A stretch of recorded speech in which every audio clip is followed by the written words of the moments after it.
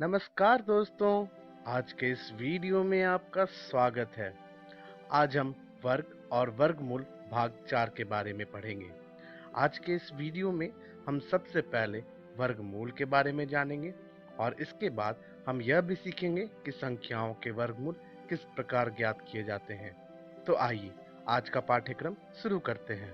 अगर आपके पास 40 रुपए हैं, मैं आपको और कितने रुपए दूं कि कुल आपके पास 100 रुपए हो जाएं। आपका समय शुरू होता है अब।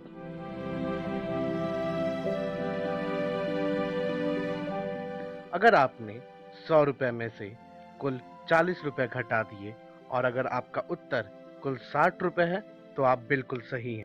तो यहाँ पर हमने आपको और कितने रुपए देने होंगे इसका ज्ञात करने के लिए योग संक्रिया का प्रतिलोम यानी कि विवेकलन का प्रयोग किया। इसी प्रकार हमें मालूम है कि जब हम कभी किसी एक संख्या को उसी से गुना करें तो जो हमें प्राप्त होता है उस संख्या को हम वर्ग संख्या कहते हैं और इस वर्ग संख्या का प्रतिलोम को हम वर्गमूल कहते हैं। और जिस प्रकार वर्ग संख्या को दर्शाने के लिए हम दी हुई संख्या के दाएं तरफ ऊपर में 2 लिखकर दर्शाते थे, ठीक उसी प्रकार वर्गमूल को दर्शाने के लिए हम इस संकेत का प्रयोग करते हैं। आशा करता हूं अभी तक आपको वर्गमूल बड़ा ही आसान लगा हो। लेकिन जैसा कि हम जानते हैं 3 गुना 3 9 होता है, ठीक उसी प्रकार -3 को जब हम -3 से गुना करते हैं तो दोबारा हमें 9 प्राप्त होता है। तो इस आधार पर हम देख सकते हैं कि दोनों ही स्थिति में हमें 9 प्राप्त होता है, यानी कि जब हमारे पास माइनस संख्याएं हैं तब भी हमें 9 ही प्राप्त हो रही है। तो हम कह सकते हैं कि 9 का वर्गमूल 3 व -3 दोनों ही हैं। लेकिन वर्ग व वर्गमूल के इस अध्याय में हम लोगों को किसी प्राकृत संख्या के केवल धनात्मक वर्गमूल ही लेने हैं। तो आइए अब हम आगे बढ़ें। अब हम यह सीखेंगे कि हम किसी वर्गमूल को दर्शाते कैसे हैं। जैसा कि हमें मालूम है कि 3 गुना 3 9 होता है, तो इसका वर्गमूल दर्शाने के लिए हम इस संकेत का प्रयोग कर उसके अंदर 9 लिख हम यह बताएंगे कि 9 का वर्गमूल कितना होगा। जी हाँ, 3। था ना यह भी बड़ा ही आसान। आइए अब हम संख्याओं का वर्गमूल ज्ञात करना सीखें। सबसे पहले हम घटाने की प्रक्रिया का प्रयोग सीखेंगे। जैसा कि आपको याद होगा, हमने वर्ग संख्याओं के कुछ रोचक प्रतिरूप में यह सीखा शुरू से जब हम विषम संख्याओं को क्रमगत रूप से जोड़ते हैं तो हमें जो संख्या प्राप्त होती है वह जोड़ी गई संख्याओं के वर्ग के बराबर होती है। जैसा कि हमने यहाँ पहले 6 विषम संख्याओं को जोड़ा है तो जो संख्या हमें प्राप्त हुई है यानी कि 36 वह 6 का वर्ग है। ठीक इसी प्रकार अब हम उल्टा चलेंगे। जैसा कि हम जानते हैं वर्गमूल वर्ग का प्रतिलोम है, तो अब हम घटाना शुरू करेंगे। पहले 64 से हम पहली विषम संख्या घटाएंगे, फिर दूसरी व तीसरी, चौथी, पांचवी, छठी व सप्तमी और फिर 8वीं विषम संख्या को घटाने पे हमें शून्य प्राप्त होगा। जैसे ही हमने देखा कि 8 विषम संख्याओं को घटाने पे हमें शून्य प्राप्त हो गया तो हम कह सकते हैं कि 64 का वर्गमूल 8 है। आइए अब हम अगली प्रक्रिया को सीखें। अगली प्रक्रिया अभाज्य गुणनखंडन के द्वारा वर्गमूल ज्ञात करना है। अब यह सीखने के लिए हम मान लेते हैं कि हमें 144 का वर्गमूल ज्ञात करना है। इसके लिए हम सबसे पहले 144 को अभाज्य संख्याओं के गुणनफल के रूप में लिखेंगे। तो आइए सबसे पहले 144 के अभाज्य संख्याओं को ढूंढें।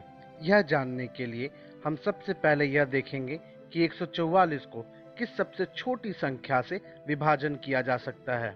तो हम यहाँ देख सकते हैं 144 को हम 2 से विभाजन कर सकते हैं।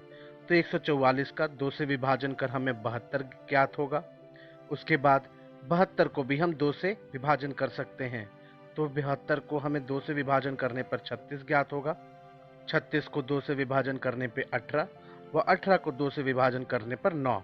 लेकिन अब हम ये 9 को विभाजन नहीं कर सकते 2 से, तो अब हम यह देखेंगे कि 9 को 3 से विभाजन कर सकते हैं। तो 3 से 9 को विभाजन करने पर हमें 3 ज्ञात होगा और अंतिम में हमारे पास 3 बच जाएगा जो खुद 3 से विभाजन ही होगा। तो 144 को हमने 4 बार 2 से विभाजन किया व 2 बार 3 से। तो आइए अब यह देखते हैं कि 144 को हम अभाज्य संख्याओं के गुणनफल में किस प्रकार लिख सकते हैं। तो 144 को हमने 4 बार 2 से विभाजन किया था और 2 बार 3 से। अब 144 का वर्गमूल निकालने के लिए हम समान संख्याओं के जोड़े बनाएंगे। तो पहले 2 जो है उनका एक जोड़ा बन गया, फिर अगले 2 के हमारे एक जोड़े बन गए, फिर अगले 2 के एक। और आप देख सकते हैं हमने हमेशा समान संख्याओं का ही जोड़ा लिया है। तो 2 गुना 2 हो गया 4 गुना 3। इसी प्रकार हम कह सकते हैं कि 4 गुना 3 12 हो जाएगा, यानी कि 144 का वर्गमूल कितना होगा? जी हाँ, 12। आइए अब हम अगला तरीका सीखें। अगला तरीका भाग्यफल विधि से वर्गमूल ज्ञात करना है। जैसा कि हमने यहाँ पे 1225 लिया है और हमें यह पता करना है कि इस संख्या का वर्गमूल कितना होगा। इसके लिए इकाई स्थान से हम आगे की तरफ बढ़ेंगे और आगे की तरफ बढ़ते वक्त हम हर 2 अंक का एक जोड़ा बनाएंगे। मान लेते हैं कि हमारे दी हुई संख्या में अंकों की संख्या विषम है, तो हम अंतिम बचने वाली अंक जोड़ा एक शून्य लगाकर बनाएंगे। जोड़े बनाने के बाद वर्गमूल ज्ञात करने के लिए हम बाएं की तरफ से बढ़ेंगे। बाएं की तरफ बढ़ने से जो हमें पहला जोड़ा मिलेगा वह 12 है। अब हमें यह देखना है, अब हमें वह संख्या ज्ञात करना है जिसका वर्ग 12 से छोटा हो या फिर उसके बराबर हो। तो इस वर्ग संख्याओं में से हमें यह देखना है कि 12 इनमें से कहाँ पर है। तो इस वर्ग संख्याओं में वह कहीं पे भी नहीं है, लेकिन इससे जो छोटी वाली संख्या है वह है 9। और 9 किसका वर्ग है? जी हाँ, 3 का। तो 3 को हम यहाँ पर भाजक के तौर पे लिखेंगे और 9 को भागफल के तौर पे। अब 9 को हमें 12 से घटाना है। 9 को 12 से घटाने पर हमें 3 ज्ञात होगा और जो 3 यानी कि भाजक था उसे हमें उस खुद की संख्या से जोड़ देना है। तो 3 में 3 जोड़कर हमें 6 ज्ञात होगा।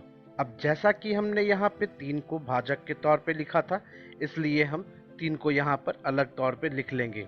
अब हमारे पास जो अगला जोड़ा है वह है 25 का।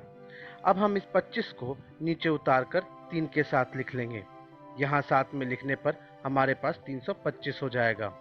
अब अंतिम प्रक्रिया में हमें यह देखना है कि हम यहाँ पे कौन सी ऐसी संख्या लिखें जो दोनों जगह पर बराबर हो, यानी कि दोनों जगह पर सामान्य संख्या लिखनी है और उन दोनों को आपस पर गुना करने पर हमें जो संख्या प्राप्त हो वह 325 हो। जैसा कि 325 के इकाई स्थान पर 5 है, तो हम यहाँ सोच सकते हैं कि यहाँ पर भी इकाई स्थान पर 5 ही होना चाहिए।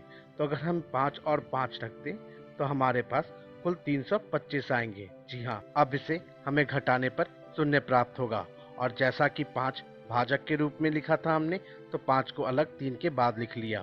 तो इस प्रकार 3 व 5 के साथ 35 बन हमें यहाँ पे वर्गमूल ज्ञात कर लिया। तो हम कह सकते हैं 1225 का वर्गमूल 35 होगा। आइए अब हम दशमलव संख्याओं का वर्गमूल ज्ञात करना सीखें। दशमलव संख्याओं का वर्गमूल भी हम ठीक इसी प्रकार ज्ञात कर सकते हैं। दशमलव संख्याओं के भाग्यफल स्थिति में बस एक छोटा सा बदलाव है और वह यह है कि हमें इस बार दशमलव से शुरू करना है। जी हाँ, पिछली बार हमने इकाई स्थान से शुरू किया था, इस बार हम दशमलव से शुरू करेंगे। दशमलव से बाएं व दाएं दोनों ही ओर हमें बढ़ना है। बाएं से दाएं भी बढ़ेंगे और हमें जोड़े बनाने हैं। तो सबसे पहला जोड़ा जो हमारे बाएं तरफ बना वह 10 का बना और दाएं तरफ जो बना वह 24 का। अब हम बाएं तरफ से शुरू करेंगे। तो बाएं तरफ से शुरू करते वक्त जो हमारे पास संख्या 10 है, हमें वह देखना है कि किस संख्या का वर्ग है। लेकिन 10 किसी भी संख्या का वर्ग नहीं है, तो हमें इससे छोटी वाली संख्या देखनी है। तो वह 9 है और 9 किसका वर्ग होता है? जी हाँ, 3 का। तो हमें फिर से 3 को भाजक के तौर पे लिखना है और 9 को भाग्यफल के तौर पे। 9 को 10 से घटाने पर हमें 1 ज्ञात होगा और जैसा कि हमने 3 को भाजक के तौर पे लिखा है, तो 3 को हम 3 से जोड़ लेंगे तो हमें 6 ज्ञात होगा। और जैसा कि हमने पिछले बार किया था, हम इस 3 को दाहिने तरफ रख के लिख लेंगे। अब हमारे पास दशमलव आता है, तो जैसा कि हमारे पास यहाँ दशमलव है, हमें भाजक के 3 के बाद हमें फिर से दशमलव लगा देना है। अब हम आगे बढ़ने पर हमारे पास एक अगला जोड़ा मिलेगा जो कि 24 है। अब इस जोड़े को हमें ठीक पिछले बार की तरह नीचे लिख लेना है, तो 1 के साथ लिखने पर यह 124 हो गया। अब अंतिम प्रक्रिया में हमें वहाँ पर दो एक जैसी संख्या लिखनी है, जिसे कि हमें आपस में गुणन कर 124 या फिर इससे छोटी वाली संख्या ज्ञात हो। तो बताइए, क्या यहाँ पर 2 लिखकर हमें 124 मिल जाएगा? जी हाँ, 62 को 2 से गुना कर हम 124 ज्ञात कर सकते हैं और अंतिम में जो फल आएगा वह शून्य होगा। तो यहाँ पर जो 2 हमने लिखा था उसे हमने दशमलव के बाद लिख लिया। तो हम यह कह सकते हैं कि 10.24 का जो वर्गमूल है वह 3.2 होगा। तो आशा करता हूँ आपको यह बड़ा ही आसान लगा हो। तो आज के इस वीडियो में हमने सबसे पहले वर्गमूल के बारे में सीखा और अंतिम में हमने वर्गमूल ज्ञात करने के कई तरीके सीखे। हम अपनी अगली वीडियो में घन और घनजड़ के बारे में पढ़ेंगे। तो हम अपनी अगली वीडियो में मिलते हैं।